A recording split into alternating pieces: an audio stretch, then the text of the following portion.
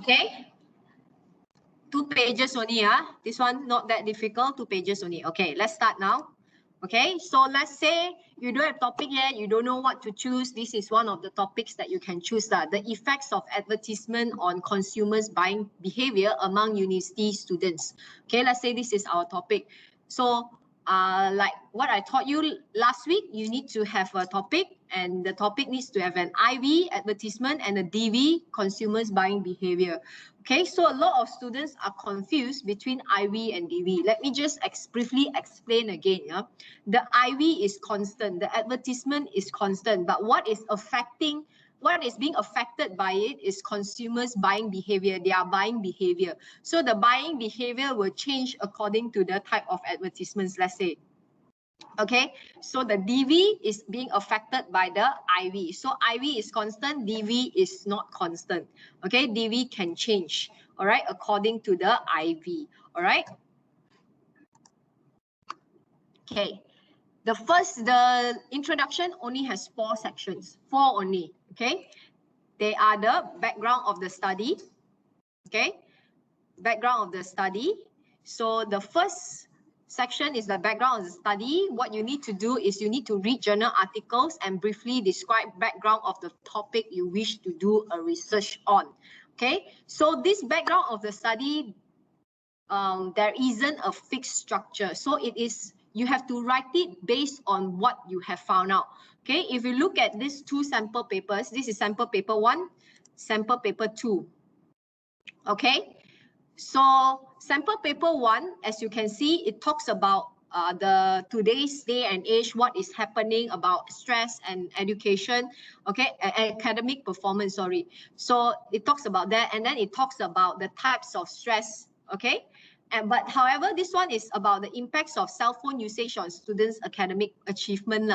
So as you can see, this one talks about cell phone usage, about the situation, how students use cell phones, and then slowly it talks about the negative and positive effects of cell phones. So as you can see, right, even these 2 sample papers, they don't have the same structure for their background study. So it's basically a brief introduction of what your topic is going to be. So it all depends on what you have read and what you have read and how you want to structure your background study. So each and every research paper is different. So the style of your writing will also be different. There's no set format, just to let you know. There's no set format. Okay, don't go and find for something that follows exactly the sample, because every research paper is unique. It is dependent on what you have read and what you have found out and how you want to explain your topic to your readers. So this is background of the study. You are just going to explain your topic to the readers and what is out there. Okay, so this is, and there's no fixed structure. A lot of students, they get confused. They want to follow the sample, but it's not supposed to be like that. Okay, it's very unique. Okay, it depends on your paper and your topic and what you have found out.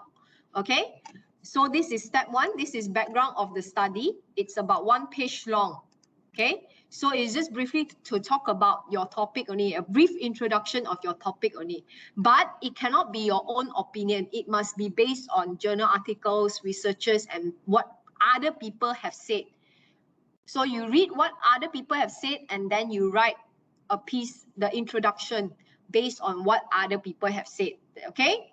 Remember, it cannot be based on your opinion. This is not an essay. This is a research. When it comes to research, we need to report what we have found out, and we have to report it in our introduction. Okay? This is section 1. Section 2, we want to, now that we have given a brief introduction, a brief background of our topic to the audience, now we want to identify the problem Remember, when it comes to research, there are 3 things that we want to do. Number 1 is to explore the issue further. Number 2 is to find a solution. And then number 3 is to fill in gaps. Okay, so you identify what you wish to do here. Okay, so what is the problem here? Like for this one, is because she talks about that past studies have shown that stress is very is related to academic performance. Okay, so it is vital for students to understand how this affects them. So that's why she wants to do this research paper. For him, he has, if you can see this one here, that a lot of past studies have also highlighted that, you know, students, the cell phone usage among students have a possible connection to their academic performance, and it can be good or bad, but the connection is not clear. That's why he wants to understand more. Okay, so your problem or statement is a clear, concise description of the issue or needs that you want to address. Okay, by problem solving, by your team. But you don't have to find a solution, because at your level you cannot find a solution. You can only want to understand the problem or the issue further. Okay, it is the focus of your team of what you want to do. Okay, as you can see this one here, this research aims to examine the correlation between impact of stress on university students' academic performance. This is the main purpose. Okay, his main purpose is to investigate the correlation mobile phone usage and the academic accomplishment among college students. So you need to have a problem why you want to do this, and then state out your objective or your aim in the problem statement. Okay, Ken? All right, very good. This is the second section of the chapter 1 introduction. Okay, the third section is the significance of the study. The significance of the study, you will have a primary and a secondary purpose, okay, which will contribute to the well-being of your audience. So the significance of the study here focuses on your audience, your readers, who will benefit from your study and how they will benefit. Okay, so as you can see here in the notes, how your research benefits or impacts other people, and who will benefit and how they will benefit from reading your research. Okay, for this one here, primary, the research would be essential for university students, how they will benefit. And then the second one is educational institutions, who will benefit and how they will benefit. Likewise, this one here is the same also. Okay, this research will benefit students. Okay, next will benefit teachers and also parents. Okay, so significance of the study here focuses on the audience, who will benefit and how they will benefit from your research. Okay, this is the third section of your introduction, which is chapter 1. Okay, the fourth section, the final section, okay, is your research questions already. The research questions I've already standardized into 2 different research questions, which is what is the relationship of IV and DV, and what are the effects of IV on DV. You will be using these 2 research questions, so you do not need to formulate research questions. Okay, and finally, in brief, for chapter 1 introduction, you need to just do 4 things, which is about 2 pages only. The first one is background of the study.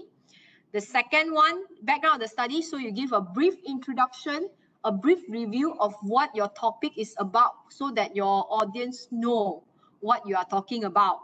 The second one is, you know, in research, we do research for certain reasons, okay? So your problem statement, what is it that you want to solve, or you want to understand, or you want to find out, the aim or the objective of your paper, okay? And then third is the significance of the study, the purpose of your study. This step here, this section here, significance of the study, focuses on your audience, who will benefit and how they will benefit from your paper. Okay, and then finally, the last section is research questions. You formulate 2 research questions that you want to answer in your research paper.